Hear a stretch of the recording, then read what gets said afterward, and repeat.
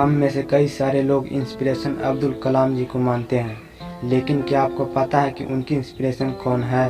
स्वामी विवेकानंद। और सिर्फ यही नहीं, सुभाष चंद्र बोस, लाल बहादुर शास्त्री और भी ऐसे कई लीजेंड्स हैं जिनकी इंस्पिरेशन स्वामी विवेकानंद जी हैं। आज हम स्वामी विवेकानंद जी के जीवन के 3 कहानियाँ डिस्कस करेंगे और जीवन के बहुत बड़ी सीख है इन तीनों कहानियों में। पहली कहानी, एक बार स्वामी विवेकानंद जी नदी पार कर रहे थे और वो नदी के पास खड़े थे। तभी एक साधु ने आकर उनसे पूछा, क्या आप ही स्वामी विवेकानंद हो? स्वामी जी ने जवाब दिया, जी हाँ, मैं ही स्वामी विवेकानंद हूँ। तभी साधु ने पूछा कि स्वामी जी आप यहाँ पे क्या कर रहे हैं? स्वामी जी ने कहा, मुझे नदी पार करना है और मैं नाव का इंतजार कर रहा हूँ। तभी साधु ने कहा कि तुम इतने बड़े हो, कई सारे लोग तुम्हें अपनी प्रेरणा की स्रोत मानते हैं और तुम एक नदी पार नहीं कर सकते। देखो मैं पार करके बताता हूँ।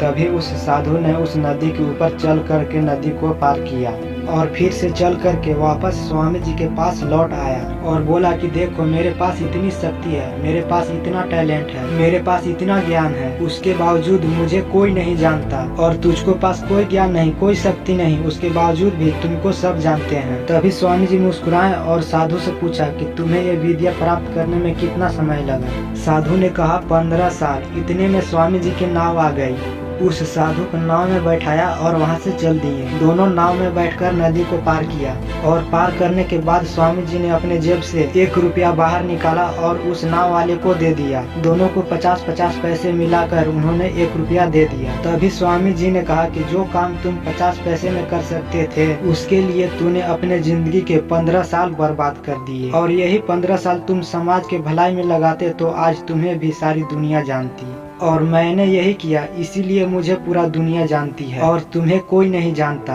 और स्वामी जी ने कहा कि तुम्हारे तरह कई सारे लोग ऐसे चीजों में अपना दिन, महीना, हफ्ता, साल लगा देते हैं जिनका उनके जिंदगी में कोई मतलब नहीं निकलता। इसीलिए अपनी टाइम को ऐसी जगह पे लगाओ जहाँ पे एक्चुअल में कोई सेंस निकले, क्योंकि टाइम से बढ़कर इस दुनिया में कोई इम्पोर्टेंट नहीं है। अगर समय बर्बाद तो पूरी जिंदगी बर्बाद। दूसरी कहानी, एक बार स्वामी जी एक ब्रिज पे चल रहे थे।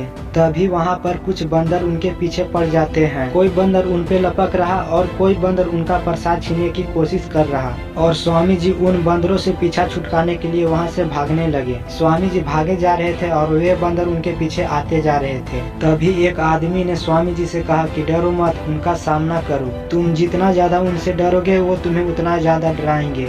तभी स्वामी जी पीछे मुड़ते हैं और आंखें निकालकर उन पर जोर से चीखते हैं। तभी वहां से सारे बंदर दुम दबा के भाग जाते हैं और उन्हीं नेगेटिव की तरह होते हैं हमारे थॉट्स, जिनसे हम डरते हैं और जितना ज्यादा हम इनसे डरेंगे ये हमें उतना ज्यादा डराएंगे।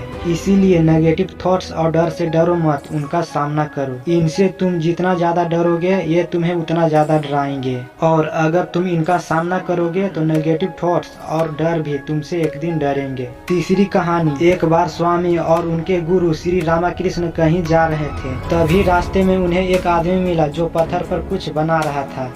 तभी रामकृष्ण जी ने पूछा कि तुम इस पर क्या बना रहे हो? तभी उस व्यक्ति ने बोला कि मैं राजा की मूर्ति बना रहा हूँ। रामकृष्ण जी ने पूछा, क्या तुम्हारे पास उस राजा की तस्वीर है?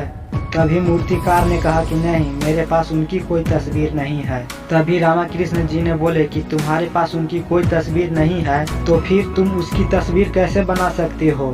तभी उस मूर्तिकार ने जवाब दिया कि भले ही मेरे पास उनकी कोई तस्वीर नहीं है, लेकिन हमारे दिमाग में उनकी स्पष्ट तस्वीर छपी हुई है। और कुछ ही देर में उस मूर्तिकार ने राजा की मूर्ति बनाई और स्वामी जी ये तरह से अपने आंखों से साफ देख रहे थे। और तभी उनके अपने कुछ सवालों के जवाब मिल गए कि अगर कोई भी इंसान अपने जीवन में कुछ पाना चाहता है तो उस काम की, उस मुकाम की तस्वीर उसके माइंड में एकदम साफ होना चाहिए। तो उम्मीद करता हूँ कि आपको ये तीनों कहानियाँ पसंद आई होगी और ऐसे वीडियो देखने के लिए इस चैनल को सब्सक्राइब करें और फिर मिलते हैं एक नए ऐसे इंटरेस्टिंग वीडियो के साथ।